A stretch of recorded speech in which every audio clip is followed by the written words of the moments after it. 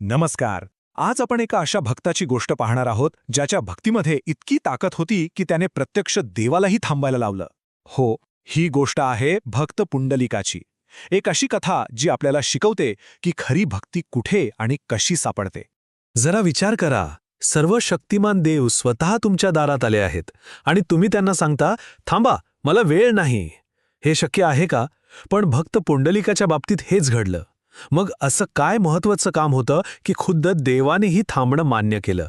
चला, याच प्रश्नाचं उत्तर शोधूया. तर मग या कथेचे मुख्य पात्र आहेत पुंडलिक.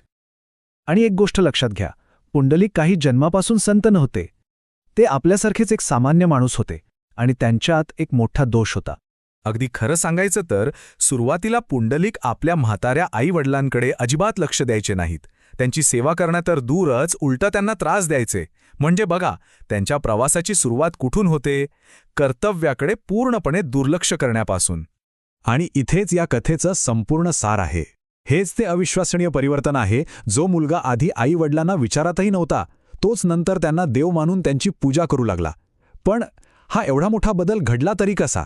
पुंडलिकाच्या आयुष्यात हा बदल घडला एका तीर्थयात्रेदरम्यान.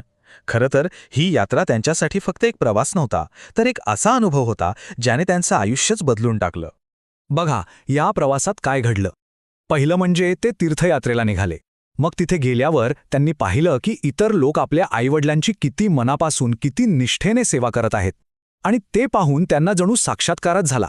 त्यांना कळलं की अरे, खरी भक्ती, खरी पूजा तर देवळात नाही, तर आपल्या घरीच, आपल्या आईवडिलांच्या सेवेत आहे. आणि हीच ती शिकवण होती जी त्यांच्या आयुष्याचा पाया बनली. त्यांना हे पूर्णपणे पटलं की देवाचा आशीर्वाद मिळवण्यासाठी कुठे लांब तीर्थयात्रेला जायची गरज नाहीये. तो आशीर्वाद तर आपल्या घरातच, आपल्या आईवडिलांच्या सेवेतच लपलेला आहे. घरी परतल्यावर पुंडलिकांनी नुसता विचार नाही केला, तर तो अंमलात आणला. त्यांनी आपलं उरलेलं आयुष्य पूर्णपणे आपल्या आईवडिलांच्या सेवेसाठी वाहून घेतलं. त्यांनी मातृपितृसेवा हे तत्त्व आपलंसं केलं.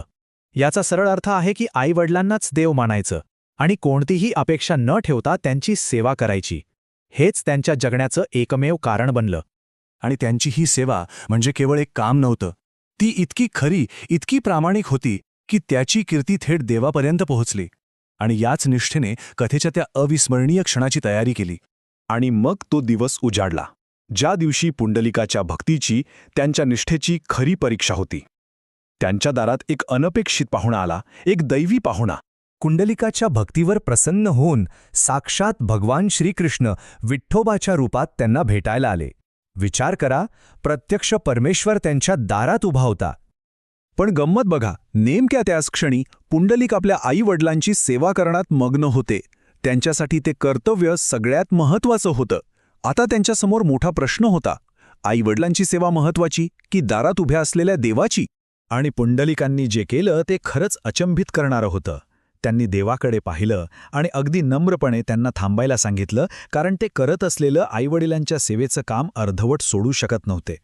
देवाला उभं राहायला काहीतरी आसन असावं, म्हणून त्यांनी घरातूनच एक वीट उचलली आणि दाराबाहेर त्यांच्या दिशेने सरकवली. ही काही मोठी भेट नव्हती, अगदी साधी गोष्ट होती, पण त्यामागे कर्तव्याची एक मोठी भावना होती. पुंडलिकाच्या त्या एका कृतीचे परिणाम खूप दूरगामी ठरले, इतके की त्याचा एक जिवंत वारसा आजही आपल्याला पाहायला मिळतो. आपल्या कर्तव्याप्रती पुंडलिकाची ती अविचल निष्ठा पाहून भगवान विठ्ठोबा इतके प्रसन्न झाले की ते त्या विटेवर उभे राहिले आणि पुंडलिकाची सेवा पूर्ण होण्याची वाट पाहू लागले. आणि तेच ठिकाण आज पंढरपूर म्हणून ओळखलं जातं. महाराष्ट्राचं सगळ्यात मोठं तीर्थक्षेत्र. आजही पंढरपूरला विठोबाची मूर्ती कमरेवर हात ठेवून त्याच विटेवर उभी आहे. जणू काही ती आजही आपल्या भक्ताची वाट पाहतेय. आणि याच विठोबाच्या दर्शनासाठी दरवर्षी लाखो वारकरी वारीत चालत येतात. तर मग या संपूर्ण गोष्टीतून आपल्याला काय शिकायला मिळतं?